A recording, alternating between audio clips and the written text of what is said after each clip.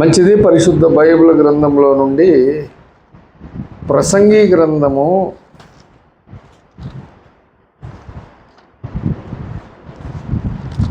3వ అధ్యాయము, ప్రసంగి గ్రంథము 3వ అధ్యాయము 15వ వచనాన్ని నేనే చదువుతాను. మూలవాక్యం కనుక గమనించాలని ప్రభునామమున మనవి చేస్తూ ఉన్నాను. ప్రసంగి గ్రంథము 3వ అధ్యాయం 15వ వచనం. ముందు జరిగినదే ఇప్పుడును జరుగును, జరగబోవున్నది పూర్వమందు జరిగినదే. జరిగిపోయిన దానిని దేవుడు మరలా రప్పించును. చిన్న మాట ప్రార్థన చేసుకొని పరిశుద్ధాత్మ సహాయమును, దేవుని సహాయమును వేడుకున్నాం. పేపర్ ఎగిరిపోకుండా.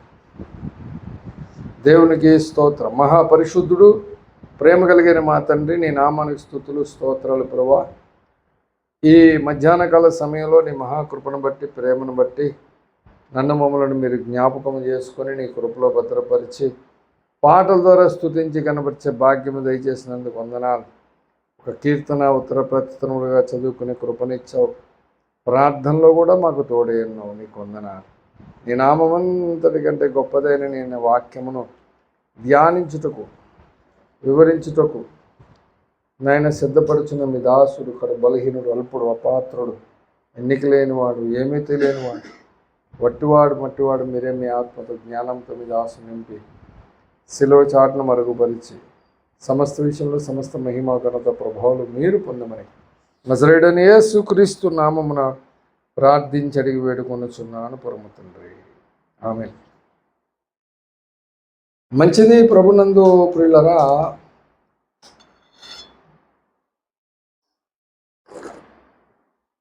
చదవబడినటువంటి లేఖన భాగంలో ప్రసంగి భక్తుడు పలికిన ఒక మాట ఏంటంటే, ముందు జరిగినదే ఇప్పుడును జరుగును, జరగబోవున్నది పూర్వమందు జరిగిపోయినదే.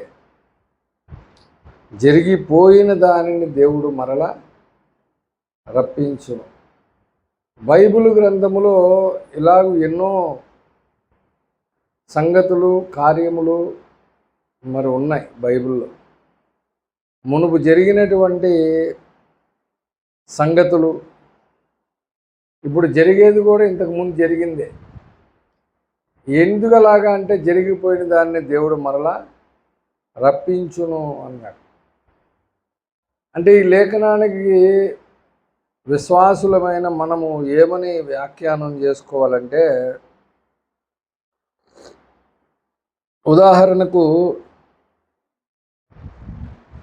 పరలోకములో దేవుడు తండ్రి, కుమార, పరిశుద్ధాత్మలు ముగ్గురు కలిసి ఈ విశ్వమును సృష్టించాలి, లోకాలను సృష్టించాలి, అందులో దేవదూతలను సృష్టించాలి. ఇలా చేసినప్పుడు మునుముందు ఏం జరగబోతుంది అనేది తండ్రి, కుమార, పరిశుద్ధాత్మల ముగ్గురు కలిసి కాలములోకి ప్రవేశించి చూసొచ్చారని విశ్వచరిత్రలో అయ్యగారు రాశారు.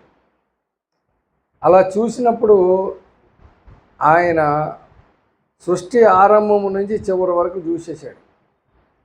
రెండవ రాకడ, సంఘం ఎత్తబడడం, 1000 ఏళ్ల పరిపాలన అయిపోయిన అనంతరము పంచభూతములు పంచ మహావేంద్రముతో లయమైపోవడం, కొత్త ఆకాశం, కొత్త భూమి, నూతన సృష్టి, మొత్తం అన్నీ ఆయన చూసేశాడు. ఆయనకి అన్నీ నిత్య ప్రస్తుతమే. అయితే ఈ దీంట్లో ఆయన చేయాలనుకుంటున్న దాంట్లో విశ్వాసులు, దేవుని సంఘము, దేవుని కుమారుడైన క్రీస్తుకి పెండ్లి కుమార్తెను సిద్ధపరచుటలో ఆయన తీసుకున్నటువంటి ఒకానొక నిర్ణయం ఏంటంటే, జరిగిపోయిన దాన్ని మళ్ళా రప్పించాలి, పూర్వమందు జరిగినదే చెయ్యాలి అని అనుకున్నాడట. ఎందుకు అంటే, దాని ద్వారా కొన్ని పాఠాలు నేర్పడానికి, విశ్వానికి కూడా కొన్ని సంగతులు తెలియడానికి. ఉదాహరణకు, విశ్వములో దేవుడు మొట్టమొదటిగా సృష్టించిన ఒక పురుషుడు ఉన్నాడు. ఒక పర్వతం ఉన్నది. వాడు మొట్టమొదటిగా సృష్టించబడినటువంటి దేవుని కుమారుడు. వాడు పుట్టిన తర్వాత ఎప్పటికో ఈ దేవదూతలను చేశాడు, వెంటనే చేయలే. వారికి దేవుడు మరి ఎలాంటి స్థానం ఇచ్చాడు అని అంటే, యెహెజ్కేలు గ్రంథములో యెహెజ్కేలు భక్తుడు చెప్పిన మాట ఒకసారి చూద్దాం. 28వ అధ్యాయము 12వ వచనం చదువుదాం.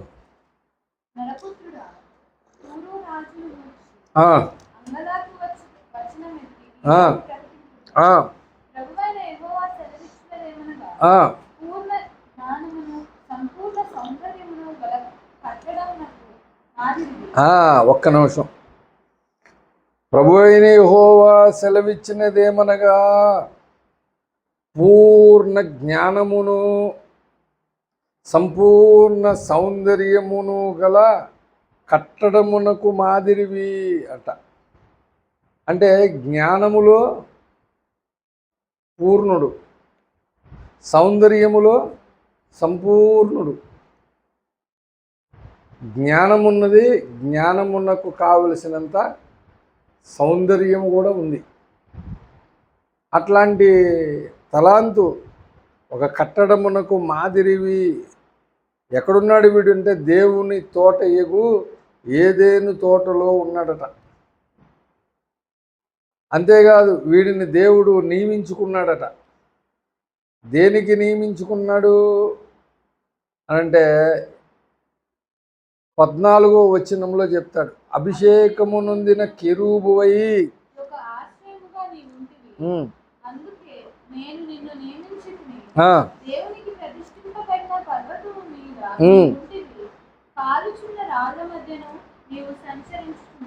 అది ఎక్కడున్నాడు? అభిషేకించుకున్నాడు. ఒక కెరూబు దేవుడు నియమించుకున్నాడు.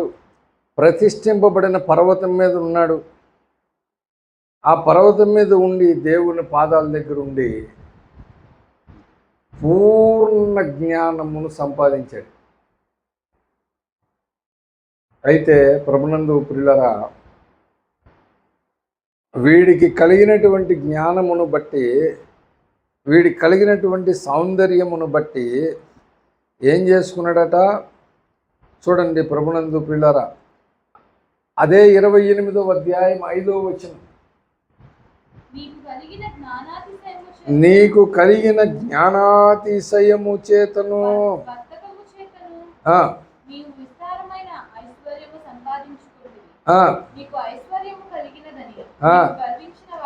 అంటే ఇప్పుడు ఈ జ్ఞానమును బట్టి ఏమొచ్చింది? ఐశ్వర్యమును బట్టి గర్వం వచ్చింది. జ్ఞానమును బట్టి ఏమొచ్చింది? అతిశయం వచ్చింది. జ్ఞానాతిశయము చేతను వర్తకము చేతను అన్నాడు. బిజినెస్ చేయాలంటే ఏం కావాలి? జ్ఞానం కావాలి. అది వీడి దగ్గర ఎంత ఉంది? పూర్ణ జ్ఞానం, మామూలు జ్ఞానం కాదు. అంటే వీడు బిజినెస్ చేస్తే అస్సలు నష్టపోడు అనమాట. నష్టం రాదు. కోట్లు కోట్లు ఐశ్వర్యం, డబ్బులు, బంగారం విస్తారంగా వచ్చేస్తూ ఉంటుంది. ఇంకా ఈ బిజినెస్లో వీళ్ళు లాస్ అయ్యాడు సార్ అనడానికి అవకాశం ఉండదు. ఎప్పుడైతే ఆ లాస్ కాని బిజినెస్ చేసి సంపాదిస్తాడో, ఆ సంపాదనను బట్టి ఎలా సంపాదించాడు అనుకుంటున్నాడు? జ్ఞానాతిశయము చేత, నాకు కలిగిన జ్ఞానము చేత నేను బిజినెస్ చేశాను, దాని చేత నేను ఐశ్వర్యమును సంపాదించాను. ఆ ఐశ్వర్యం కలిగిందని చూసి మళ్ళీ నెక్స్ట్ గర్వం వచ్చేసింది. దాంతో 17వ వచనం మళ్ళీ ఏమొచ్చింది? ఇందాకడేమో ఐశ్వర్యము చూసి గర్వం వచ్చేసింది. ఇప్పుడేమొచ్చింది? సౌందర్యమును చూసి గర్వించిన వాడవై. అది ఎప్పుడైతే ఈ తేజస్సు అంటే సౌందర్యము, సౌందర్య తేజస్సు అంటారు కదా. సౌందర్యమును బట్టి గర్వం వచ్చింది, తేజస్సును బట్టి చూసుకొని ఏమొచ్చింది, జ్ఞానము చెరిపేసుకున్నాడట. ఇప్పుడు దేవుడు ఇచ్చినటువంటి 2 తలాంతులు ఉన్నాయా, పోయినాయా? 2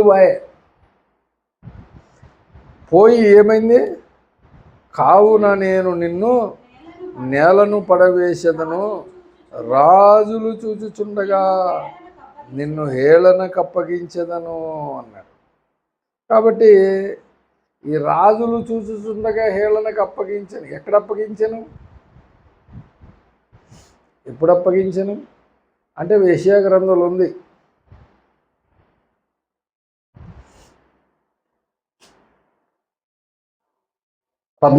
అధ్యాయము, యెషయా గ్రంథం 14వ అధ్యాయంలో వాడు 9వ వచనం,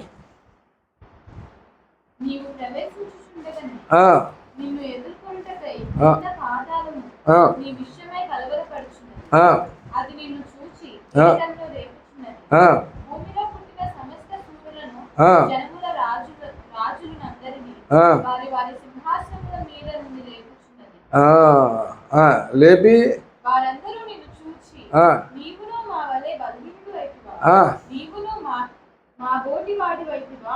అంటే ఇప్పుడు దాకా వాడిని ఏమనుకున్నారు? ఇది స్పెషల్ క్యారెక్టర్, ఇది మామూలు మనిషి కాదు. ఇడు జ్ఞానములో, బిజినెస్లో, సౌందర్యములో ఈ టాప్ మోస్ట్. ఈ మామూలు వ్యక్తి కాదు అని అప్పుడు దాకా వాడి బలాతిశయమును గురించి కానీ, జ్ఞానాతిశయమును గురించి కానీ, వాడి ఐశ్వర్యమును గురించి కానీ, వాడి జ్ఞానమును గురించి కానీ, పరలోకములో వాడికి ఒక సపరేట్ స్టేటస్ ఉంది. ఉదాహరణకి చెప్తున్నా, అపార్థం చేసుకోమని. దేవుడు తన పరిచర్యలో వాడుకున్నటువంటి దాన్ని బట్టి, అంతేగాని ప్రత్యేకంగా మనకేమీ స్పెషల్ టాలెంట్లే ఉండవు. కానీ మేము ఎప్పుడైనా సెంట్రల్ చర్చ్లో అయ్యగారు మీటింగ్ పెడితే వెళ్తాం. ఇప్పుడు సెంట్రల్ చర్చిలో మీటింగ్ నిజాంపేట గ్రౌండ్స్లో జరుగుతున్నప్పుడు అక్కడ వచ్చిన వారందరిలోకి హైలైట్ ఎవరు? అయ్యగారే. కానీ హైలైట్ అయ్యగారే. కానీ ఈలోపు మనం ఎక్కడైనా కనబడినప్పుడు వారు చేసిన పరిచర్యను బట్టి, సేవను బట్టి, వాళ్ళు పెట్టించిన మీటింగులను బట్టి, దేవుని కార్యములను బట్టి కొంతమంది వచ్చి మనల్ని పలకరిస్తారన్నా, ప్రైజ్ లార్డ్ అన్న. థాయిలాండ్లో కూడా కొంతమంది నన్ను పలకరించారు. సాగర్ అన్న నువ్వు కలిసి ఢిల్లీలో పెట్టిన మీటింగ్లు ఇప్పటికీ మర్చిపోలేకపోతున్నామండి. ఎక్సలెంట్ మీటింగ్ అన్న, అసలు భలే చేశారన్న, అద్భుతం అని వచ్చిన వాళ్ళు మమ్మల్ని పలకరించి జ్ఞాపకం చేసుకుని అక్కడ ఉన్న ఆ మీటింగ్ని చూసి మమ్మల్ని కూడా పలకరించి ఇలాగా. అప్పుడు నేను అనుకున్నా, ఎన్నాళ్ళు ఏంటి పెట్టి 3 ఏళ్ళు దగ్గరే, జనరల్గా గుర్తుంటుందా? కానీ వాళ్ళు వచ్చి మనల్ని పలకరిస్తూ ఉంటే అప్పుడు నాకు అనిపించింది, అంటే గుర్తు మరిచిపోయేలాగా మనం పట్ల అంతకంటే మంచిగా దేవుని కృపను బట్టి దేవుడిచ్చిన సామర్థ్యంతో ఆ పనులు చేస్తేనే మనల్ని సెంట్రల్ చర్చికి వచ్చిన జిల్లా నాయకులు, పాస్టర్లు వీళ్ళు వచ్చి ప్రత్యేకంగా పలకరించి షేక్ హ్యాండ్ ఇస్తూ ఉంటారు. ఏది? ఈ కొద్దిదానికే.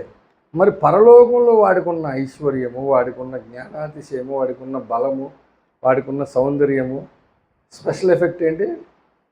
కాలుచున్న రాళ్ళ మధ్య ఎవడైనా వెళ్తాడు అక్కడికి? కాలుతున్న రాళ్ళ మధ్య ఉండడమే ఒక స్పెషల్ ఎఫెక్ట్ కాదు, ఇంకో స్పెషల్ ఉంది. 28వ అధ్యాయము యెహెజ్కేలులో కాలుచున్న రాళ్ళ మధ్య ఉండడమే కాదు, 14వ వచనం, అభిషేకమునందున కెరూబువై ఎవరికి ఆశ్రయముగా, ఎవరికి? యెహోవా సింహాసనమునకు ఇతడు ఓ సెక్యూరిటీ గార్డ్ అనమాట. ఆ ప్లేస్లోకి ఆడు తప్ప ఎవడు ఎంటర్ అవ్వలేరు, వెళ్ళలేరు, కష్టం చాలా. ఒక ఆశ్రయంగా పెట్టేసుకున్నాడు దేవుడు అతన్ని. నీ ఉంటివి కాలచున్న రాళ్ల మధ్య నువ్వు సంచరించుచుంటివి అని అన్నాడు. అంటే ఒక స్పెషల్ పోస్ట్ అది కదా. ఆ కాలుతున్న రాళ్ల మధ్యలోకి ఎవరు, ఇంకొక దేవదూత, కెరూబు ఎవరు వెళ్ళలేడు. మికాయేలు, గాబ్రియేలు ఎవరు పోలేరు అక్కడికి. కానీ వీడి పోస్ట్ అక్కడ. అలాంటి పోస్ట్లో ఉన్నాడని విశ్వలోకాల్లో తెలిసినప్పుడు, విశ్వలోకాల్లో ఉన్న వాళ్ళందరూ యోబు గ్రంథంలో చెప్పినట్టుగా ఒక దినమున వీరందరూ యెహోవా సన్నిధిని నిలుచుటకే దినం వచ్చును అన్న రోజున అందరూ వచ్చినప్పుడు వీడు కూడా వస్తాడు కదా. అంటే ఇప్పుడు అపవాదిగా వచ్చాడు. జనరల్గా అంతకుముందు వీడు అపవాది కాకముందు వీడు ఉండేవాడికి అక్కడ. అప్పుడు వచ్చిన వాళ్ళందరూ మనవాడిని ఎట్లా చేస్తారు? అన్నా ప్రైజ్లాడనా ఏంటి సంగతులు? కాలుతున్న రాళ్ల మధ్యన యెహోవాకు ఒక ఆశ్రయం. ఏందన్నా నీ పోస్ట్ అసలు? నీకు అసలు ఏం తక్కువ నీలో విశ్వంలో అంటుంటే ఆటోమేటిక్గా లోపల ఏమొస్తుంది? అతిశయము, దీంతోనే మొత్తానికి వాడి పరిస్థితి ఎలాగైపోయిందంటే, రాజుల మధ్య నిన్ను హేళనకు అప్పగించదని చెప్పిన మాట ఇప్పుడు ఆ లోపలికి వస్తుంటే వీళ్ళందరూ ఏమంటున్నారు? ఓ ఎన్నో అప్పుడెప్పుడో ఏదో అనుకున్నావు నువ్వు చాలా టాప్ అని, నువ్వు కూడా మాట అయిపోయినా, నువ్వు మా పోటీ వాడిపోయినా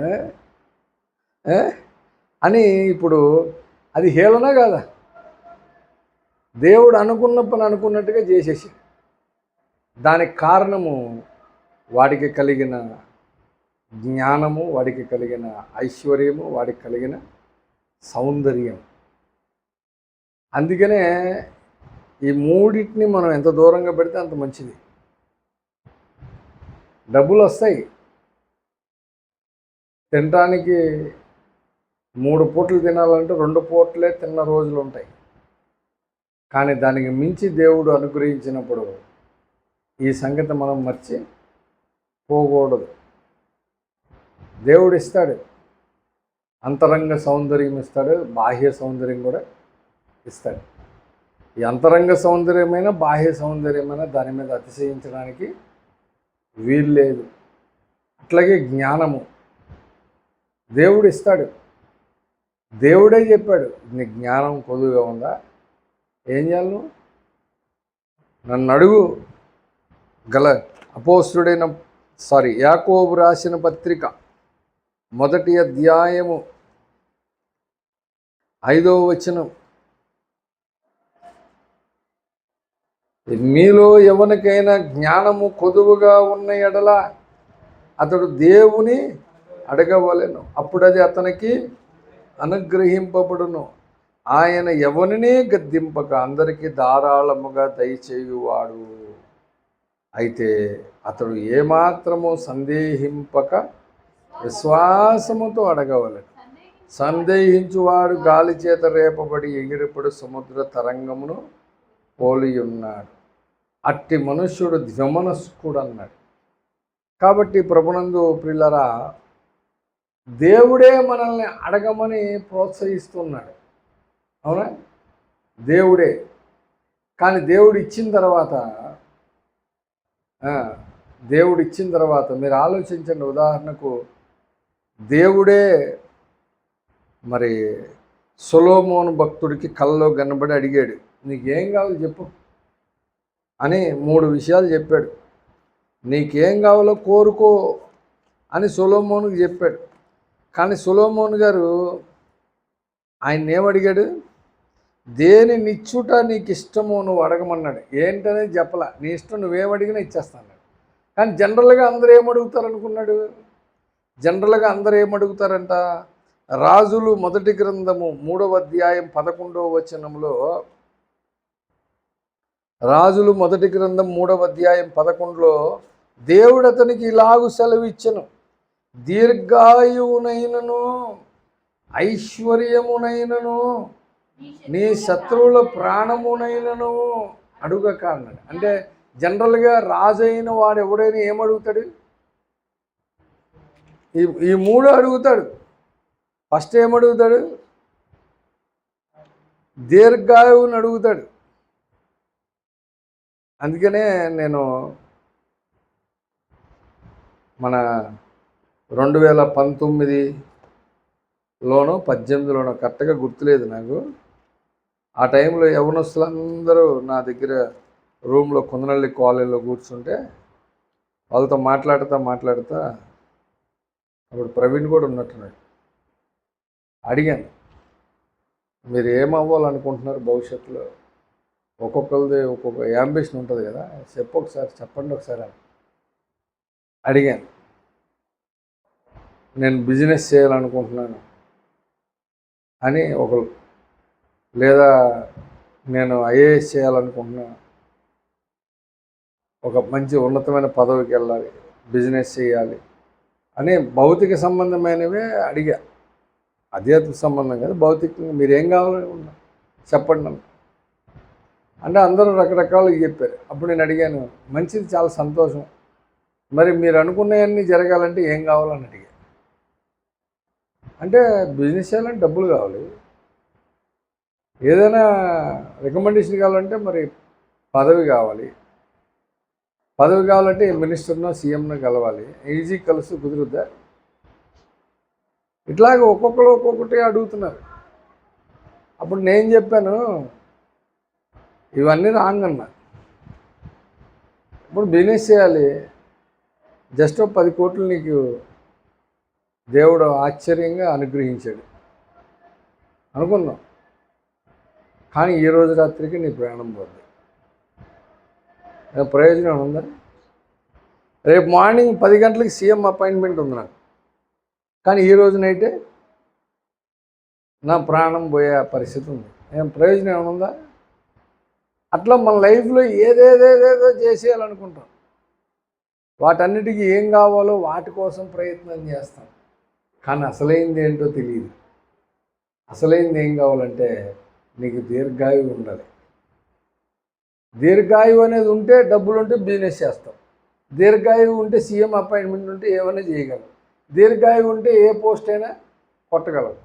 దీర్ఘాయువే లేదు, కానీ బోళ్ళంత డబ్బులు ఉన్నాయి, బోళ్ళంత జ్ఞానం ఉంది, బోళ్ళంత పలుకుబడి ఉంది, ఎవరికి కావాలి ఇవన్నీ, కానీ ఏం లేదు, దీర్ఘాయువు లేదు. కాబట్టి దీర్ఘాయువు కావాలంటే దేవుడు చెప్పింది ఒక మాట, ఏమనంటే నీ తల్లిని నీ తండ్రిని, నీవు దీర్ఘాయుష్మంతుడు ఉన్నట్లు నీ తల్లిని నీ తండ్రిని, అది చేయాలి ఫస్ట్.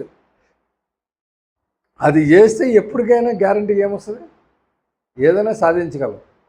కానీ ముందు అసలు వీడికి ఆయువే లేదనుకో, ఇంకేం సాధిస్తావు నువ్వు? అందుకనే ప్రభునందు ప్రియులారా, భక్తులైన వాళ్ళు చాలా తెలివిగా దేవుణ్ణి ఏం కావాలో అడిగారు. అందుకనే సొలొమోను అడిగినప్పుడు ఆయన ఏమన్నాడు, దీర్ఘాయువునైనను అంటే ఫస్ట్ ఏం కోరుకుంటారు? దేవుడే చెప్తున్నాడు అన్నమాట. ఎవరైనా ఏమడుగుతారంట?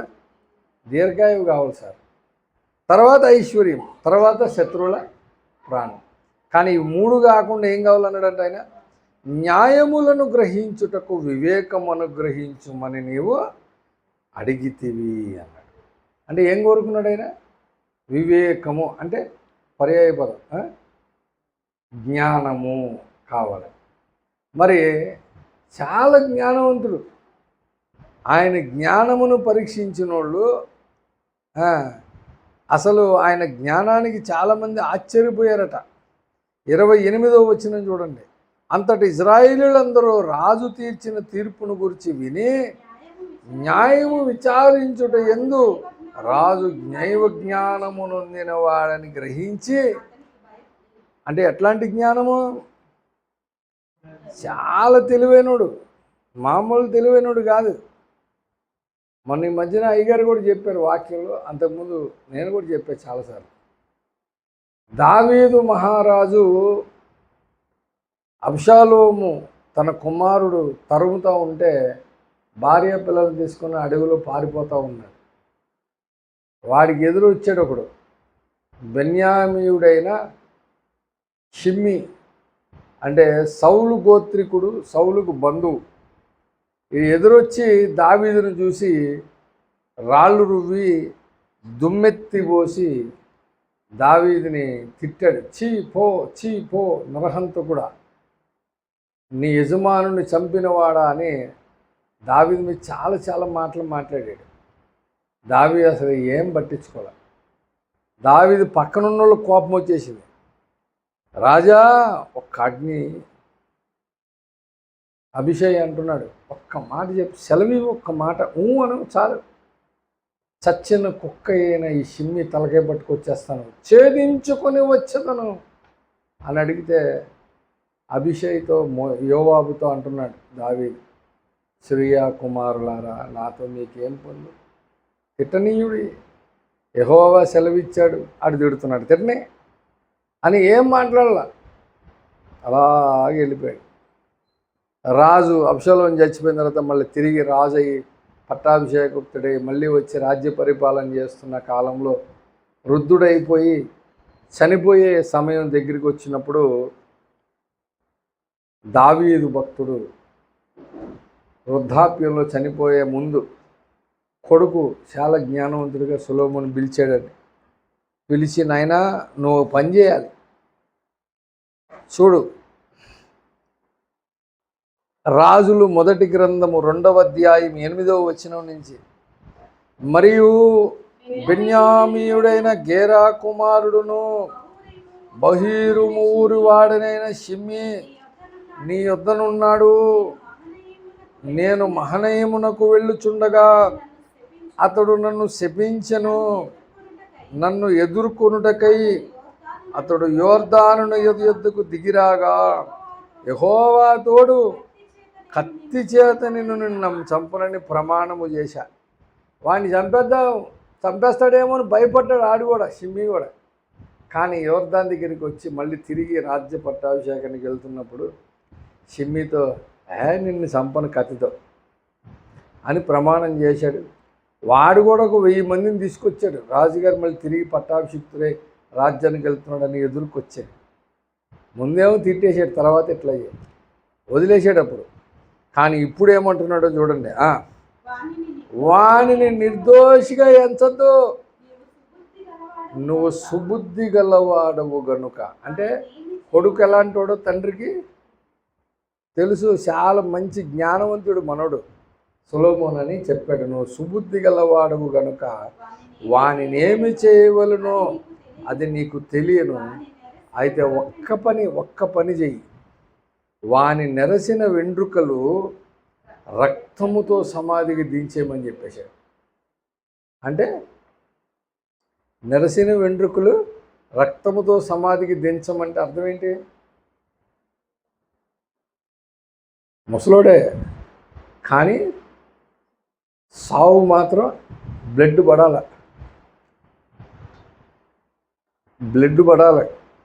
కొంతమందిని అట్లా కాదు, కొంతమందికి ఎలా చంపాలో చెప్పాడంటే, కొంతమందిని యోవాబుని ఎట్లా చంపాలో చెప్పాడు.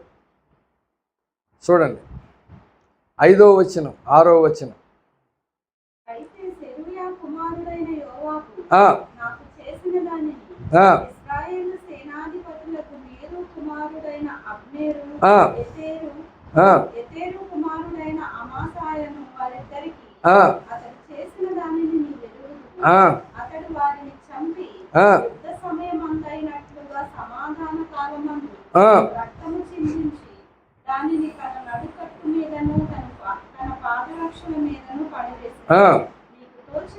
అది నీకు ఇప్పుడు చెప్తున్నాడు, అలా చేశాడు కాబట్టి నీకు తోచినట్లు అతనికి చేయవచ్చును, కానీ అతని నెరసిన తల వెంట్రుకలను సమాధికి నెమ్మదిగా దిగనియద్దు. అంటే అర్థం ఏంటి? ఎంత తొందరగా వీలైతే తొందరగా అండి చేయాలి. చాలా టెక్నికల్గా చెప్పాడు. చాలామందికి ఇది అర్థం చేసుకోవడం కూడా చాలా కష్టం. ఎంత వీలైతే అంత తొందరగా మంచోడు కాదు కాబట్టి అన్నీ ఏం చేయాలి, వేసేయమన్నాడు. ఎందుకంటే యోవాబు ఒకప్పుడు తిరుగుబాటు చేసినటువంటి అబ్షాలోము పక్షాన వహించాల, దావీదుతో ఉన్నాడు. అప్పుడు సెకండ్ టైం అదోనియా ఎప్పుడైతే రాజు సింహాసనం ఎక్కాడో అప్పుడు అదోనియా పక్షాన్ని చేరాడు. ప్లస్ ఇది చేసిన తప్పులు 2. ఎవరో కాదు, సొలొమోనుకి సొంత మేనమా వరుస, అంటే ఇంచుమించుగా లక్క. దావీదు అక్క కొడుకు యోవాబు, అక్క కొడుకు అంటే ఈయనకేమవుతాడు? అదే బావబామర్దుల లెక్క. కానీ వాడిని మాత్రం నెరసిన తల వెంట్రుకలతో సమాధికి అప్పటికే ముసలోడైపోయాడు కాబట్టి ఇంకా లేట్ చేయమాక. లేట్ చేస్తే చచ్చిపోతాడు. కానీ ఈలోపే వేసేసి అంటున్నాడు. కానీ షిమ్మికి మాత్రం అలా చెప్పాల. నెరసిన తల వెంట్రుకలను రక్తముతో సమాధికి దిగజేసి అంటే వేసేయమని చెప్పాడు. కానీ వేసేది కూడా ఎలా వేయాలంటే, నేను కత్తి చేత చంపను నేను అన్నాను కదా, కాబట్టి అట్లా నువ్వు చంపద్దు, నువ్వు సుబుద్ధి గెలవాడు కాబట్టి నీట్గా ప్లాన్ చేసి వేసేయమన్నాడు. అది దాంట్లో ఉన్న అర్థం అది. అందుకనే షిమ్మికి చెప్పాడు, బాబు మా నాన్నగారు నేను చంపనని ప్రమాణం చేశాడు కాబట్టి నేను కూడా నిన్ను చంప. కానీ నువ్వు యెరూషలేము దాటి వెళ్ళావో, పొలిమేర దాటావో నిన్ను వేసేస్తాను అన్నాడు. అంటే అట్లాగే చిత్తమండి రాజావారు మీరు చెప్పినట్టే ఓకే అన్నాడు, వదిలేసాడు. 3 ఏళ్ళ తర్వాత ఇంట్లో పనోళ్ళు పని చేయకుండా పక్క దేశానికి వెళ్ళిపోయారట. అరే నా దగ్గర డబ్బులు తీసుకున్న ఇంట్లో పని చేయాల్సింది చేయకుండా పక్క దేశానికి పోతారని గాడిద గంత కట్టుకొని పక్క దేశానికి పోయి వాళ్ళు తెచ్చుకున్నాడు. ఈ సమాచారం రాజుగారికి తెలిసిపోయింది. వచ్చి అడిగాడు, షిమ్మి ఏం చేశాను నేను చెప్పింది అంటే, ఏం చేశానని నేనేం చేయలేదు అంటే, 3 ఏళ్ళు అయింది కదా మర్చిపోయాడు కాబట్టి పక్క దేశానికి పోయాడు గాడిద గంత కట్టుకొని. నేనేం చెప్పాను అప్పుడు నువ్వేమన్నావు, నేనేం చెప్పాను నువ్వేమన్నావు. చూడండి, రాజు మొదటి గ్రంథము అదే 2వ అధ్యాయము 41 నుంచి చదవండి. షిమ్మి యెరూషలేములో నుండి గాతునకు పోయి వచ్చినని సొలొమోనుకు వర్తమానము రాగా రాజు షిమ్మిని పిలిపించి అతనితో ఇట్లనెను,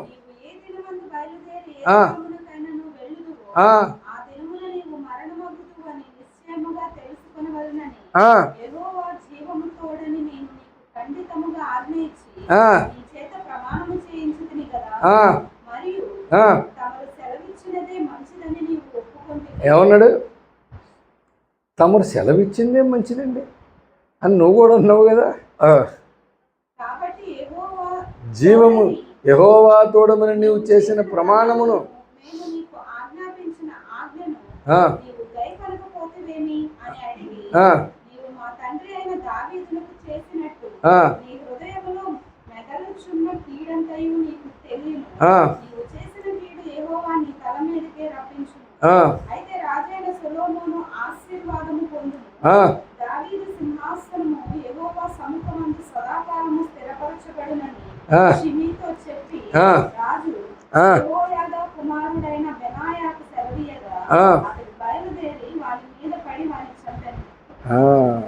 ఏమైపోయింది, ఆఖరికి చచ్చిపోయాడు.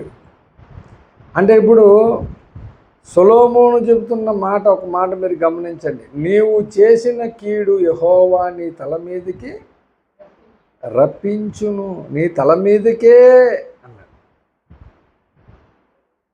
పాత నిబంధన గ్రంథములు ఈ మాటలు నేను చాలాసార్లు గమనించాను. ఏదైనా కీడు చేయ తలబెట్టినప్పుడు అభిషిక్తుల విషయంలో ఆ కీడు వాళ్ళ తల మీదకే వచ్చినట్లుగా నేను చూశాను. Very danger. పాపం తమరు సెలవిచ్చినదే మంచిదిను అని చెప్పినోడే 3 ఏళ్ళ తర్వాత మర్చిపోయి పక్క గాతు దేశానికి వెళ్ళిపోయాడు. అంటే వాడు చేసిన అతిక్రమం అలాంటిదన్నమాట.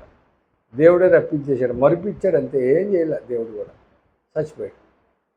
కాబట్టి ప్రభునందు పిల్లరా, చాలా జ్ఞానవంతుడు సొలొమోను. కానీ ఆయన చేసిన కొన్ని పనులు చూస్తే అసలు ఉందా, జ్ఞానం ఉందంటారు ఇంక, అసలు ఏంటి పనులు చేసేది ఇది అనుకుంటాం. ఎంత జ్ఞానవంతుడు, 700 మంది భార్యలు, 300 మంది ఉపపత్నులు. ఆ విషయంలో అసలు క్లారిటీ ఉందా లేదా? క్లారిటీ లేదు. ఆ విషయంలో మరి ఏమైంది జ్ఞానం? వీళ్ళే ఆయనను విగ్రహారాధన వైపు తిప్పేశారు. దేవుని దగ్గర నుంచి ఆయన హృదయం తొలగిపోయేటట్లు చేశారు. అట్లా ఎట్లా జరుగుద్ది? కానీ సొలొమోను కాలంలో సొలొమోను ఆ దేవుడు అతన్ని 3 అడగకపోయినా సరే దేవుడు ఏం చేశాడు? చూడండి, రాజులు మొదటి గ్రంథం 3వ అధ్యాయం 12వ వచనంలో, నీవు ఎలాగున అడిగినందున బుద్ధి వివేకములు గల హృదయము నీకు ఇచ్చుచున్నాను. పూర్వీకులలో నీ వంటి వాడు ఒకడును లేడు, ఇక మీదట నీ వంటి వాడు ఒకడును ఉండడు. మరియు నీ ఐశ్వర్యమును ఘనతను ఇమ్మని అడగకపోయినను అబ్బా అందువలన నీ దినములన్నిటిను రాజులలో నీ వంటి వాడొకడు. ఐశ్వర్యములో సొలొమోను మించినోడు ఆ రోజుల్లో లేడు. ఎప్పుడో ఒకసారి అయ్యగారు చెప్తుంటే విన్నాను నేను, సొలొమోను కట్టించినటువంటి సింహాసనము ఆ దినాల్లో ఏ రాజ్యంలో కూడా లేదట. అంత అద్భుతమైన సింహాసనం కట్టించాడంట ఆయన, తయారు చేసుకున్నాడు, చేయించాడు. చాలా అద్భుతమైన టాప్ అంట రోజులు. అంత బంగారము, వైడూర్యములు, వజ్రాలు, అసలు ఆయన కాలంలో ఉన్నటువంటి బంగారం. సొలొమోను మందిరం కట్టించేటప్పుడు ఆ నెబుకద్నెజర్ రాజు పిల్లర్స్ను పెగిలించుకుపోయాడట. మందిరం పిల్లర్స్ను కూడా. ఏమిరా పిల్లర్స్ కూడా పట్టుకుపోయావు దేనికి అసలు అంటే, ఆ పిల్లర్స్ కింద వజ్ర వైడూర్యం లేచి వేసాడట పిల్లర్ని. మనమేం వేస్తాం?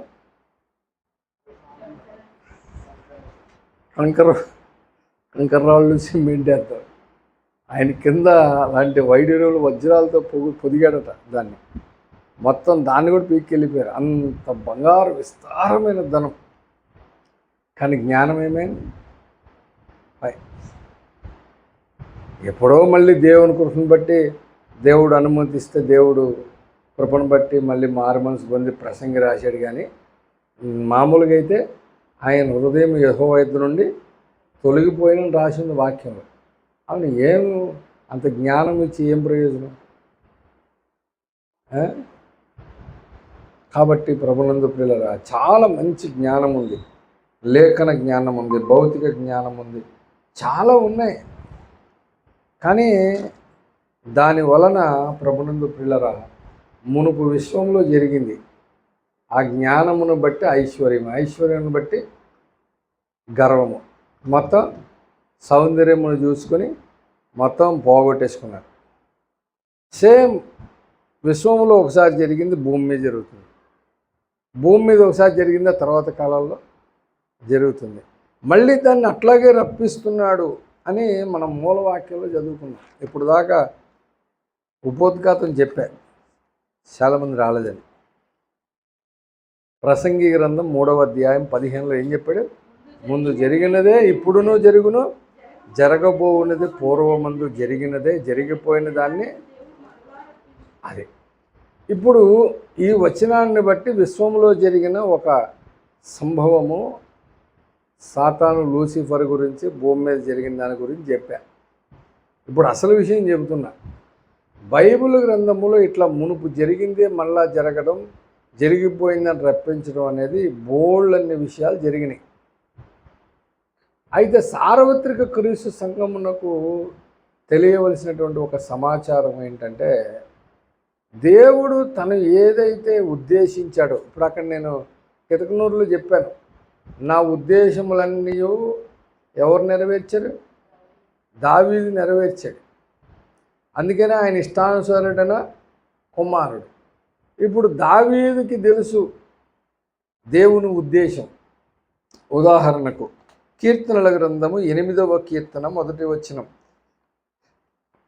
మనందరికీ తెలిసిందే, కానీ ఒకసారి జ్ఞాపకం చేస్తున్నా. 8వ కీర్తన 1వ వచనం, యెహోవా మా ప్రభువా, ఆకాశములలో నీ మహిమను కనపరుచువాడా, భూమి ఎందంతటా నీ నామము ఎంత ప్రభావము గలది. చాలు.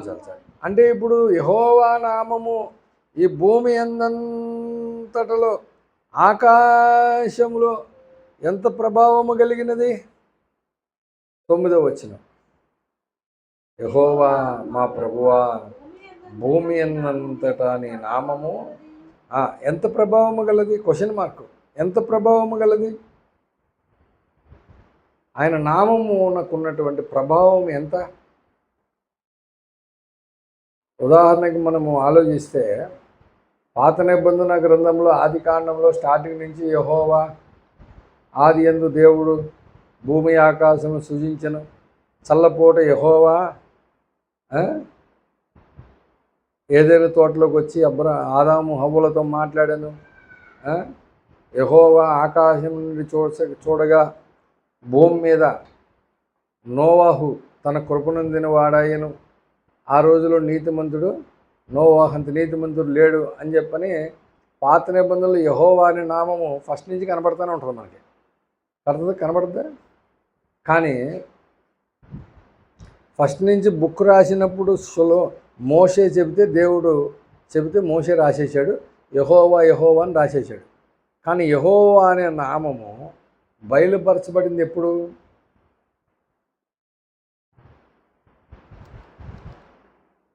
దేవుడు ఎప్పుడు బయలుపరిచాడు? హోరేబు కొండ మీద అగ్నిలో దిగి వచ్చినప్పుడు ఆ పొదలో కనబడినప్పుడు కూడా మోషే అడిగాడు, ఎవరు ప్రభువా నువ్వు అంటే నేను ఉన్నవాడను అనువాడని అన్నాడు తప్ప పేరు చెప్పాడా? అప్పుడు కూడా చెప్పాలి. ఆ తర్వాత ఎప్పుడుకో చెప్పాడు మోషేకి. ఆయన పేరు చెప్పాడు బోలంతా. ఒక పేరాగ్రాఫ్ 2-3 వచనాలు ఉంటాయి ఆయన పేరు చెప్పినప్పుడు. చెప్పాడా? యెహోవా దిగి ఆయనకి ఆజ్ఞాపించినట. 34వ అధ్యాయం 5వ వచనం, మేఘములో యెహోవా దిగి అక్కడ అతనితో నిలిచి యెహోవా అను నామమును ఎప్పుడు ప్రకటించను? నిర్గమాకాండం 34వ అధ్యాయంలో ప్రకటించను. మరి అప్పటి వరకు ఆ నామం ఎవరికి తెలుసు? ఎవరికైనా తెలుసా? మోషే కూడా అప్పుడు దాకా మోషే కూడా తెలియదు. కానీ బుక్ రాసేటప్పుడు ఆది కాండం నిర్గమాకాండం రాసేటప్పుడు మాత్రం స్టార్టింగ్ నుంచి యెహోవా అని అబ్రహామునకు వద్దకు 3 దేవదూతలు వచ్చారు. అందులో ఆ 3 పేరేంటి? యెహోవా యెహోవా యెహోవా. 2 యెహోవాలు లోతింటికి వెళ్ళను, ఒక యెహోవా పరమునకు వెళ్ళను. ఇక్కడున్న యెహోవా ఆజ్ఞాపించను, పైనుంచి యెహోవా అగ్ని గంధకములు కురిపించను. రాసింది మొత్తం అన్ని చోట్ల యెహోవా. ఎప్పుడు తెలిసి పేరు అది? ఎలా తెలుసు? 34వ అధ్యాయాలను ప్రకటిస్తే అప్పటి నుంచి ఎవరికి తెలుసు? తెలియదు. కానీ ఆ నామము యొక్క ప్రభావం ఎంత ఉందో వాళ్ళందరికీ తెలుసు. యెహోవా అనే నామము యొక్క ప్రభావము ఎంత ప్రభావము గలదన్నాడు దావీదు. చాలా ప్రభావం, అంత ప్రభావము కలిగినటువంటి నామము. కానీ దావీదు భక్తుడు చేసిన భక్తి జీవితంలో చేసిన ప్రార్థన, వాక్య లేఖనాల ధ్యానము, దినమెల్లా వాక్య ధ్యానం చేసి చేసి చేసి దావీదుకు తెలిసిపోయింది యెహోవా అనేవాడు ఒక్కడే కానీ ఇంకొక యెహోవా ఉన్నాడు, అతడే మెల్కీసెదెకు అని అర్థమైంది. అందుకనే ఆది కాండంలో మెల్కీసెదెకు గురించి చెప్పిన తర్వాత మళ్ళీ కీర్తన గ్రంథంలో దావీదే ఎత్తాడు ఆయన గురించి. ఆ తర్వాత మళ్ళీ పౌలు ఎత్తాడు హెబ్రీ పత్రికలో. మధ్యలో అక్కడ కూడా ఈయన ఎవరో తెలియలే ఎవరికి. పౌలు వివరించాడు ఆయన దేవుని కుమారుని పోలి ఉన్నాడని. కానీ ఆ మెల్కీసెదెకు ఎవ్వరికి తెలియదు. కానీ లేఖన ధ్యానం చేసి చేసి చేసి దావీదు కనిపెట్టేశాడు ఆయన ఎవరో. కనిపెట్టేశాడు కాబట్టే ఇంత ప్రభావము కలిగిన ఈ నామము కలిగిన వాడు ఏం చేశాడంటే 136వ కీర్తన 136 కాదు 38వ కీర్తన 2వ వచనంలో దావీదు ఏమన్నాడు? నీ పరిశుద్ధాలయము తట్టు నమస్కారము చేయుచున్నాను, నీ నామమంతటి కంటే 8వ కీర్తనలో నీ నామము ఆకాశమందు భూమి అందంతటి ఎంత ప్రభావం కలదని చెప్పిన ఆయనకి ఇంకో సంగతి అర్థమైపోయింది. అరే ఈ నామము కంటే కూడా ఇంకొక ఆయన ఉన్నాడు. ఎవరు? వాక్యం అనే నామము కలిగిన ఆయన ఒక ఆయన ఉన్నాడే, ఆయన ఈ నామము కంటే కూడా గొప్ప చేసి పెట్టాడు. ఎవరంటే ఆయనే కుమారుడు. ఇప్పుడు దావీదు భక్తుడు, నేను చెప్తున్న మాట జాగ్రత్తగా ఆలకించండి. దివారాత్రులు వాక్య ధ్యానం చేసిన దావీదుకి కొన్ని సంగతులు తెలిసినాయి కదా. దావీదు చనిపోయే మూమెంట్లో ఈ ఎవడెవడిని ఎట్లా చేసేయాలా అని చెప్పని ప్రయత్నం చేశాడు కదా, చెప్పాడు కదా. అది ఒకటే చెప్తాడు, ఇంకేమన్నా చెప్తాడా? చూడండి, సామెతల గ్రంథము 4వ అధ్యాయము 4వ అధ్యాయం మొదటి 2 వచనాలు. కుమారులారా, తండ్రి ఉపదేశము వినుడి, మీరు వివేకమునందునట్లు ఆలకించుడి, మీకు సదుపదేశము చేసేదను. అది అంటే ఇప్పుడు కుమారులారా తండ్రి ఉపదేశము వినుడి అంటే అర్థం ఏంటి? ఇప్పుడు సొలొమోన్ చెప్పేటప్పుడు, అందరికీ చెప్పేటప్పుడు ఆ పని ఆయన చేస్తాడా చేయడా? గ్యారంటీ చేసి ఉంటాడు. అంటే తండ్రి ఉపదేశము, దావీదు ఉపదేశం వినుంటాడా? తండ్రి ఉపదేశం విని విని విని విని సొలొమోనుకు సంగతి అర్థమైంది. అందుకనే ఉపదేశం మామూలుది కాదు, వాక్యం మామూలుది కాదు. ఎవరైతే దాని మీద లక్ష్యం ఉంచుతారో అట్లాంటి వాళ్ళకి దేవుడిచ్చేటువంటి జ్ఞానైశ్వర్యము, ఇది ఏది? ఏ ఐశ్వర్యము? జ్ఞానైశ్వర్యము మామూలుది కాదు. మామూలు డబ్బుల కోసం ప్రయత్నాలు చేసి సంపాదించేసి కష్టపడి కూడబెట్టాలనుకుంటాం, కానీ అది ఎప్పుడు రెక్కలు ధరించుకొని పారిపోద్దో తెలియదు. కానీ ఈ జ్ఞానం అనే ఐశ్వర్యం వస్తే గనక ఎలాంటి ప్రభావం భూమి మీద కనబడుద్దంటే, ఈ తండ్రి ఉపదేశం విని విని విని సొలొమోను భూమి మీద తీర్పు తీర్చే జ్ఞానమే కాదు, సార్వత్రిక క్రీస్తు సంఘానికి ఒక సంగతి చెప్పాడు. ఏంటంటే, ఆది యందు దేవుడు భూమి ఆకాశం సృజించినంటే, దేవుడు అనగానే అందరూ యెహోవా అనుకుంటున్నారు. యెహోవా ఒక్కడే కాదండి, ఈ విశ్వమును సృష్టి మొత్తాన్ని చేయడానికి ఆధారభూతుడైనటువంటి యేసు తండ్రి అయిన దేవునితో పాటు ఇంకెవరున్నారు? కుమారుడు కూడా ఉన్నాడట. సామెతల గ్రంథము 8వ అధ్యాయము 12వ వచనం, 22వ వచనం. పూర్వకాలమందు తన సృష్టి ఆరంభమున తన కార్యములలో ప్రధానమైన దానిగా యెహోవా, ఎవరైనా కుమారుడు మళ్ళీ అంటాడు నెక్స్ట్ వెంటనే,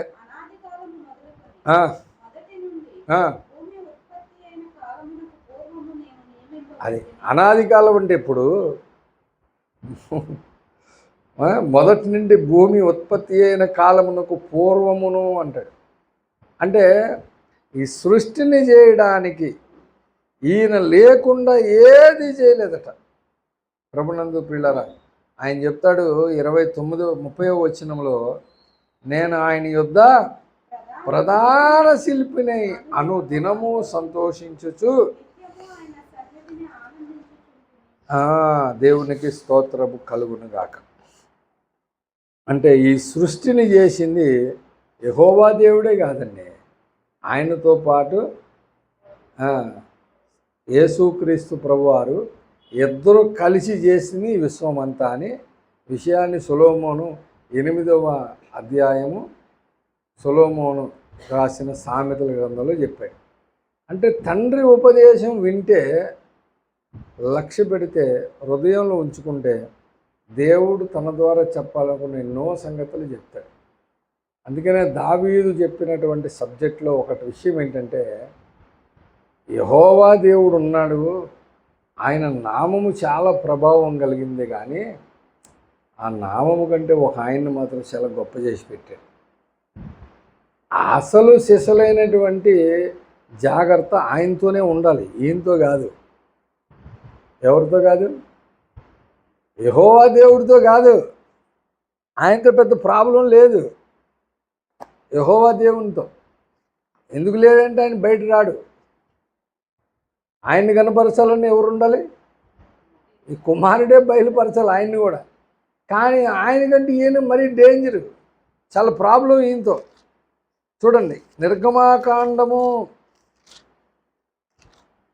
23వ అధ్యాయము 20-21 వచనాలు చూడండి.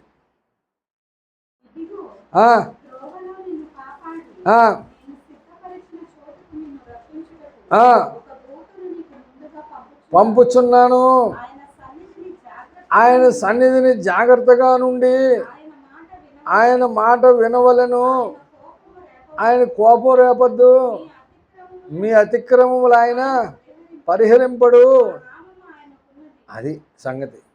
ఇప్పుడు ఈయన వెరీ డేంజర్. ఈయన ఎవడైనా తప్పు చేసి వేసేయడమే తప్ప క్షమించే పరిస్థితులు ఉన్నాయా? ఇప్పుడు ఇక్కడ రాసిన మాటలు ఏముందో, ఆయన మీ అతిక్రమములు ఆయన అంటే సిలువ ఎక్కక ముందు ఎట్లా ఉన్నాడు ఈయన? Very strict. చాలా ప్రాబ్లం ఈయనతో, చాలా ప్రాబ్లం, చాలా ప్రమాదం. ఈయనతో పెట్టుకోకూడదు, చాలా జాగ్రత్తగా ఉండాలి ఆయన సన్నిధిని. ఆయన చెప్పిన మాట వినాలి.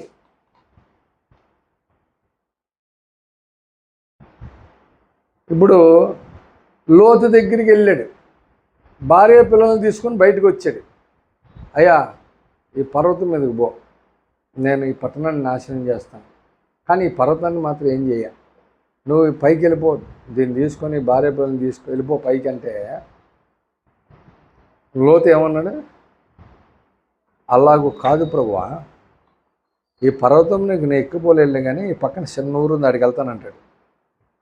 అదే మాట 23 దీంట్లో ఉన్నాయని చెప్తే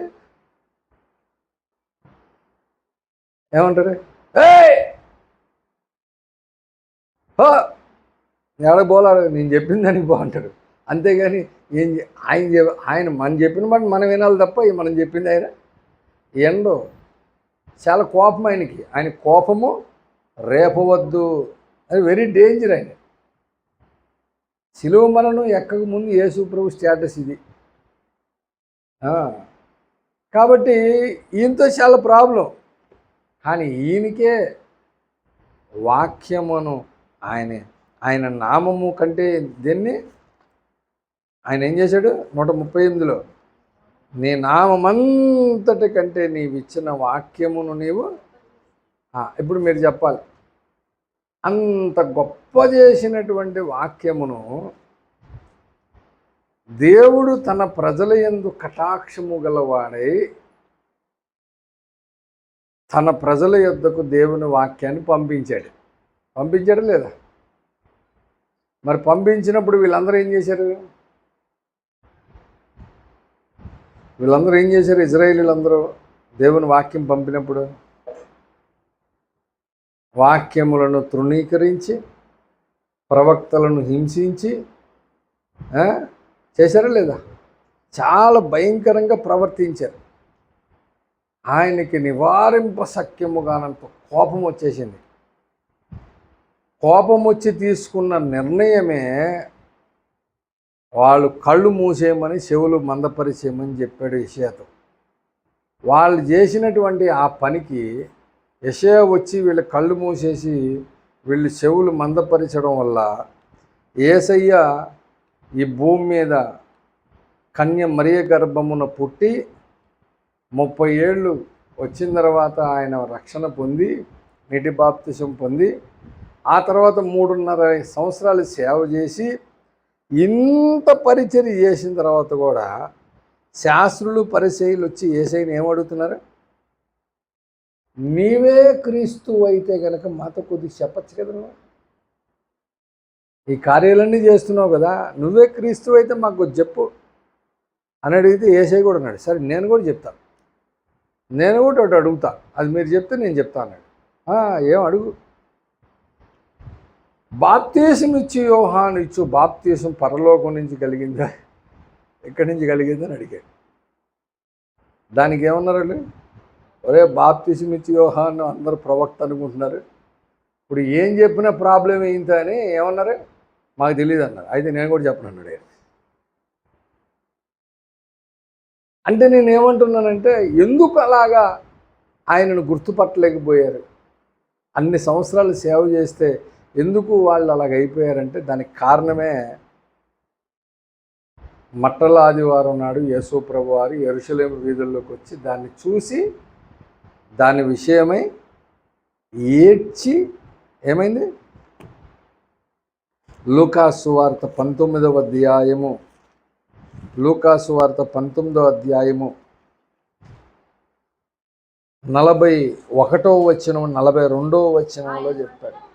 ఆయన పట్టణమునకు సమీపించినప్పుడు దాన్ని చూచి దాని విషయమై ఏడ్చి, నీవును ఈ నీ దినమందైనను సమాధాన సంబంధమైన సంగతులను తెలుసుకొని ఎడలా నీకెంతో మేలు, కానీ ఇప్పుడు అవి నీ కన్నులకు మరుగు చేయబడి ఉన్నవి. ప్రభువు నిన్ను దర్శించు కాలము నీవు ఎరుగకుంటివి గనుక నీ శత్రువులు నీ చుట్టూ గట్టు కట్టి ముట్టడి వేసి అన్ని ప్రక్కలను నిన్ను అరికట్టి నీలోనున్న నీ పిల్లలతో కూడా నిన్ను నేల కలిపి నిలిచి ఉండనీయని దినములు. అంటే ఈ మట్టల ఆదివారం వరకు వీళ్ళ పరిస్థితులు ఇలాగ ఉండాలని యెషయా గ్రంథం 6వ అధ్యాయంలో యెషయా భక్తుని ఎవర దేవుడు చేసినటువంటి కార్యం. వాళ్ళకి యేసు ప్రభువును గుర్తుపట్టలేకపోయారు, యేసు ప్రభువును సిలువకు అప్పగించారు, యేసు ప్రభువుని హింసించారు, చాలా వేదన పుట్టించారండి. అవునా కదా? ఇవన్నీ ఎందుకు జరిగినాయి? ప్రభువు నిన్ను దర్శించిన కాలము నీవు ఎరుగకుంటివి గనుక. ప్రభువుకున్న అనేకమైన పేర్లలో ఒకానొక పేరు దేవుని వాక్యము. ఆ వాక్యమును పాత నిబంధన కాలములో తన ప్రజలకు పంపించాడు. ఎలా పంపించాడంటే, వారి యందు ఆయన కటాక్షము గలవాడై అన్నాడు. ఇప్పుడు నేను చెబుతున్నా, మీరు ఒక మాట చెప్పాలి. ఇప్పుడు వింటున్న ఈ వాక్యము దేవుడు మనకి అందించడానికి ఇక్కడ ఎంతమంది ఉన్నారో వాళ్లకు దేవుని కటాక్షము ఉంది, అంతేనా? చాలామంది రావాలనుకుంటారు, రాలేకపోవచ్చు. ఆ పర్వాలేదులో ఒక ఆదివారం లేకపోతే పెద్ద ప్రాబ్లం ఉందిలే, ఈ వారం ఇంటికాడ ఉన్నాం, రెస్ట్ తీసుకుందాం, చాలా వర్క్ అయిపోయింది ఈ వారం అంతా అని ఇంటికాడ ఉన్నోళ్ళు ఉంటారు. అంటే ఇప్పుడు ఆయనకి అలాగ ఉన్న వాళ్లకు దేవుని యొక్క కటాక్షం ఉందా లేదా?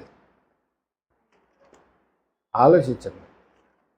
నేను చెప్పట్ల. దినవృత్తాంతములు 2వ గ్రంథము 36వ అధ్యాయము, దినవృత్తాంతములు 2వ గ్రంథం 36వ అధ్యాయం 15 వచనం చదవండి. వారి పితరుల దేవుడైన యెహోవా తన జనుల యందును తన నివాస స్థలమందును కటాక్షము గలవాడై వారి యొద్దకు తన దూతల ద్వారా వర్తమానము పంపుచు. ఇప్పుడు ఎవరికి పంపించాడు వర్తమానం? తన ప్రజలకు, తన జనులకు నివాస స్థలమందు ఏము కలిగి పంపించాడు? కటాక్షము గలవాడయి వారి యొద్దకు దూతల ద్వారా వర్తమానం పంపుతున్నాడు. అంటే ఆ వర్తమానము ఎవరికైతే చేరిందో వాళ్ళకు, దేవునికి వాళ్ళ మీద ఏముంది? కటాక్షం ఉంది. ఎవరైతే రాలేదో వాళ్ళకి ఏం లేదు? దేవుని కటాక్షం లేదు. ఆ కటాక్షము కలిగిన వాళ్ళు కొంతమంది, అందరూ కాదు. కానీ ఇప్పుడు నేనేం చెప్తున్నానంటే, సార్ రానోళ్ళకి మెసేజ్ తెలియదండి, అది పక్కన పడేయండి. ఇవాళ ఏం చెప్పామో రానోళ్ళకి తెలుస్తుందా? తెలియదు. వచ్చిన వాళ్ళకైతే వాళ్ళు ఏం చెప్పామో తెలుసు కదా. ఆ వచ్చిన వాక్యమును మీరు ఎంతవరకు స్వీకరించి దాన్ని మీ జీవితంలోకి అన్వయించుకుంటున్నారో ఒకసారి చూసుకోండి. ఆ నెక్స్ట్ 16లో చెప్పాడు, ఆయన పెందల కాడ లేచి పంపుచూ వచ్చినను వారు దేవుని దూతలను ఎగతాళి చేయుచు ఆయన వాక్యములను తృణీకరించుచు ఆయన ప్రవక్తలను హింసించుచూ రాగా. చాలు చాలు. ఇప్పుడు నేనేమంటున్నానంటే కటాక్షము గలవాడే వాక్యం పంపాడు, అది వారి యొద్దకు వచ్చింది. కానీ వాళ్ళేమో ఏం చేసుకున్నారు? ఎగతాళి చేసి దూతలను వాక్యాన్ని తృణీకరించి చెప్పినోడిని ఏం చేశారు? హింసించారట. అందుకు ఆయనకి నివారింప సఖ్యము కానీ కోపం వచ్చేసింది. వాళ్ళ యొక్క కళ్ళు మూసేశాడు యెషయా భక్తుని ద్వారా. ఇప్పుడు ఈనాడు కొత్త నిబంధన సంఘం ఇప్పుడు కూడా చాలామందికి దేవుని కటాక్షము. ఇప్పుడు నేను ఒక మాట చెప్తాను, ఇంకొక మాట. అరణ్య యాత్రలో ఉన్న ఇజ్రాయేలీలకు దారి చూపించేది ఎవరు? మోషే భక్తుడు, అవునా? అరణ్యము అనగా ప్రస్తుత ప్రపంచంలో క్రైస్తవులు ఎలాగా దాన్ని అన్వయించుకోవాలి? ఈ లోకము కదా, ఈ లోకం అనే అరణ్యం. వాళ్ళేమో డైరెక్ట్గా అరణ్యంలో ఉన్నారు, మనమేమో లోకం అనే అరణ్యంలో ఉన్నాం.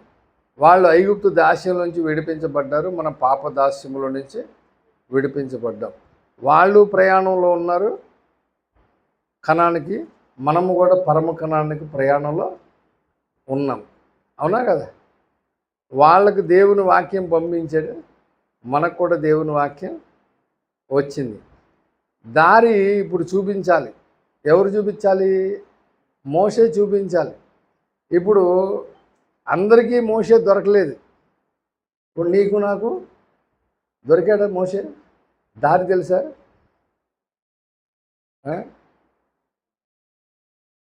తెలుసా? దేవదాసయ్య గారు పాటలు రాశాడు, ఒక మంచి మాట ఉంది, చూద్దాం ఒకసారి. దేవదాసయ్య గారు రాసిన పాట ఉంది కదా, పాట నెంబరు, కొత్త పుస్తకం పేజీలు రావట్లేదు ఇది అమ్మా. దేవ సంస్తుతి చేయవే పాట ఉంది కదా, ఆ పాటలో ఒక మాట ఉంది. ప్రభువు నీతి పనులు చేయున్, బాధితులకు న్యాయమిచ్చున్. ప్రభువు నీతి పనులు చేయున్, బాధితులకు న్యాయమిచ్చున్. విభుడు మార్గము తెలిపే మోషేకు, తన కార్యములను విప్పెనిజ్రాయేలు జనమునకు. ఆ కారణముచే దేవ సంస్తుతి చేయవే మనసా. హల్లెలూయా. విభుడు మార్గము తెలిపే మోషేకు. అంటే ఇప్పుడు దారి ఎవరికి తెలుసు? మోషేకే తెలుసు. అది కూడా ఎలా వచ్చింది? అది కూడా ఎలా తెలిసింది తెలుసా ఎవరికైనా? వాక్యం ఒకటే కాదు, దారి కూడా తెలియాలి కదా. ఆ వాక్యమే చూపిస్తుంది దారి. 43వ కీర్తనలో 3వ వచనంలో కోరహు కుమారులు చెప్పారు, నీ సత్యమును, నీ వెలుగును, నీ సత్యమును బయలుదేరజేయుము, అవి నాకు త్రోవ చూపును, అది నీ పరిశుద్ధ పర్వతమునకును. చాలు చాలు. ఇప్పుడు దారి చూపించేది ఏది? వాక్యం. ఆ వాక్యం ఎవరి దగ్గరికి వస్తుంది? ఊళ్ళో వాళ్ళందరి దగ్గరికి వచ్చేద్దా? ప్రతి విశ్వాసి దగ్గరికి వచ్చేస్తుందా? రాదు. ఫస్ట్ వాక్యం ఎవరికి వస్తుంది? దేవుడు తన ప్రవక్తకు దగ్గరికి పంపిస్తాడు. ఆ బాప్తిస్మిచ్చి యోహాన్ దగ్గరికి వచ్చింది కదా, అట్లాగే దేవుడు తన వాక్కు తన ప్రవక్తకు పంపిస్తాడు. అబ్రహాముకు వచ్చింది, మోషే దగ్గరికి వచ్చింది. ఇప్పుడు ఆ వాక్కు ఎవరికి వచ్చింది? అరణ్యాత్రలో ఉన్నప్పుడు మోషే దగ్గరికి వచ్చాడు, అగ్నిలాగా దిగి వచ్చాడు. ఆయన ఎన్నుకున్నాడు, పంపించాడు, నడువు అని. ఆయన నడుస్తున్నాడు, ఎర్ర సముద్రం దాటేశాడు, సేనా పర్వతం ఎక్కాడు, పలకలు తీసుకున్నాడు. కిందకు వచ్చిన తర్వాత డౌట్ వచ్చేసింది ఆయన. అరే, ఈ మార్గం మామూలుగా లేదు, చాలా క్లిష్టంగా ఉంది, క్లారిటీ లేకపోతే చాలా కష్టమని. వాక్యం వచ్చినా సరే మార్గము తెలియకపోతే కష్టమని వాక్యం పట్టుకున్న, పదాజ్ఞలు పట్టుకున్న మోషే దేవుని సన్నిధిలో అడుగుతున్నాడు. 33వ కీర్తన 13వ వచనంలో మోషే అడుగుతున్నాడు దేవుణ్ణి. కాబట్టి 33:13 నిర్గమాకాండం 33:13 కాబట్టి నిర్గమాకాండము 33:13 కాబట్టి నీ కటాక్షము నా ఎడల కలిగిన ఎడల నీ కటాక్షము నా ఎడల కలుగునట్లుగా. ఇప్పుడు చెప్పాలి. ఇప్పుడు మళ్ళీ వాక్యము కావాలంటే ఏం కావాలి? కటాక్షం కావాలి. వాక్యం వచ్చిన తర్వాత దారి తెలియాలంటే కటాక్షం కావాలి. అంటే దేవుని కటాక్షము లేకుండా ఈ భూమి మీద ఏది మనం చేయలేము. మోషే లాంటివాడు కూడా ఏం చేయలేకపోయాడు. విశ్వాసులు ఏం చేస్తారు? కాబట్టి ఏ వాక్యమైతే మోషే దగ్గరికి వచ్చిందో, ఏ కటాక్షమైతే పొందుకున్నాడో, అందుకనే విభుడు మార్గము తెలిపే మోషేకు అని రాశాడు. ఆ మోషే ఇప్పుడు దారి చూపించి యోర్దాను దగ్గరికి తీసుకెళ్ళిపోయాడు. ఈలోపు ఆయన దేవుడు తీసుకున్నది వేరే విషయం. అంటే నేనేమంటున్నానంటే, ప్రభునందు పిల్లరా, వాక్యము ఏ కటాక్షము కలిగిందో ఆ కటాక్షము కలిగిన వాడి దగ్గరికి వచ్చింది. ఆ వాక్యము ఈనాడు మార్గం చూపించే మోషే మనకి దొరికాడు. మార్గం కలిగిన, కటాక్షం కలిగిన ప్రవక్త మన దగ్గర ఉన్నాడు, వాక్యము మన దగ్గరికి వచ్చింది.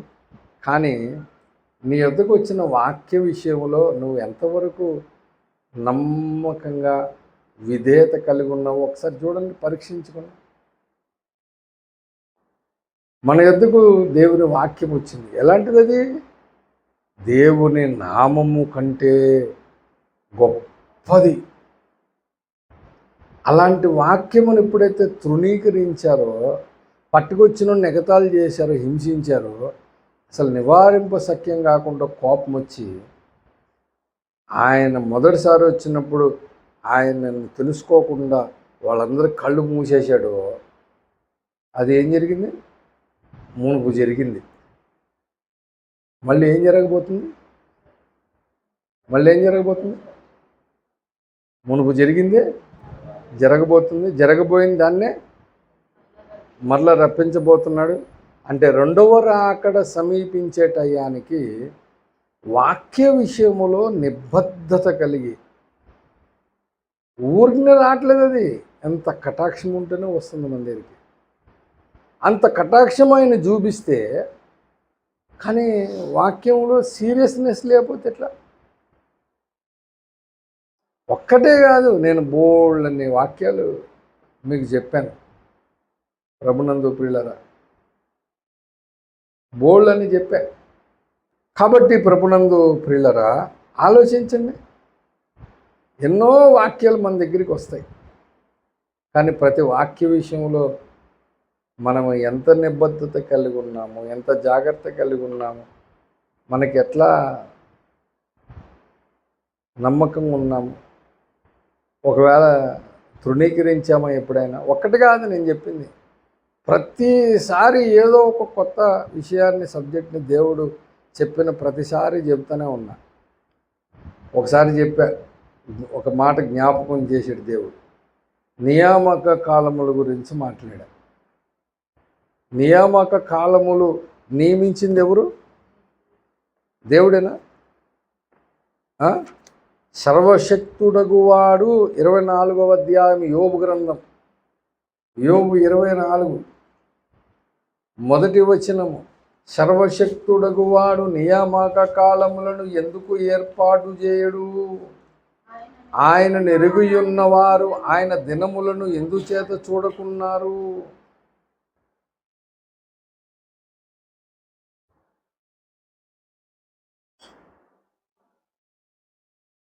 కాంట్ బట్టి ఒకవేళ ఆ రోజు నీకు ఆఫీస్ ఉంది, వర్క్లో ఉన్నావు, ప్రాజెక్ట్లో ఉన్నావు, లేదా ఇంకేమన్నా ఉన్నావు, పర్వాలేదు, దేవుడు ఆయనకి తెలుసు. సర్వము ఎరిగిన వాడికి ఎవరెవరు ప్రాబ్లమ్స్ ఏంటో తెలియవా? కానీ చాలామంది ఫ్రీగా ఉంటారు. కర్మేలు ప్రార్థన అంటే వాక్యం స్టార్ట్ అయిపోయి 10 నిమిషాల తర్వాత వస్తుంటారు. అప్పటికి ఇంకా ముఖాముఖి కలవాలండి మీరు. వచ్చే వారం నుంచి కర్మేలు అంటే కొందనల్లిలో అందరూ కనపడదు అన్నాను అనుకో, ఎలా ఉంటుంది?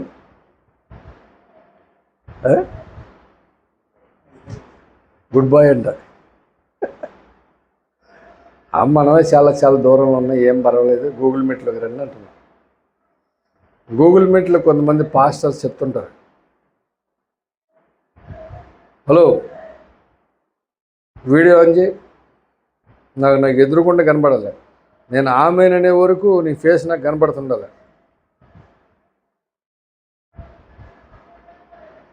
అది 30 మంది ఉన్నాయి, 40 మంది ఉన్నాయి. వాక్యం చెప్తానే తిరిగేస్తుంటారు, చూస్తుంటారు. ఎవరు? సుధా, వీడియో ఓపెన్ చేయాలి ఇప్పుడు అర్జెంటుగా. తెలియదండి అది మళ్ళీ వాక్యం మధ్యలో క్లాస్ ఉంటుంది. నేను అది కూడా చెప్పలే, ఎందుకంటే మనోళ్ళు కరోనా టైంలో వర్క్ ఫ్రమ్ హోమ్ చేసి మేనేజర్ ముందు మంచి షర్టు టై వేసుకొని మాట్లాడతా కింద షార్ట్ వేసుకొని ఉంది, వాళ్ళ ఆవిడ ఏదో కేకలేస్తే లేచి నుంచున్నాడట. Manager ఆపుకున్నాడు screen. ఇలాంటి భయానకమైన దృశ్యాలు చూడాల్సి వస్తుంది. ఏం పర్లేదు, ఇంట్రెస్ట్ ఉన్నోళ్ళు, కటాక్షం కలిగిన వాళ్ళు, లోబడేవాళ్ళు, నిబద్ధత కలిగిన వాళ్ళు వస్తారు. అవునా? అందుకనే నేను బాగా మన మినిస్ట్రీలో నేను అబ్జర్వ్ చేశాను, బాగా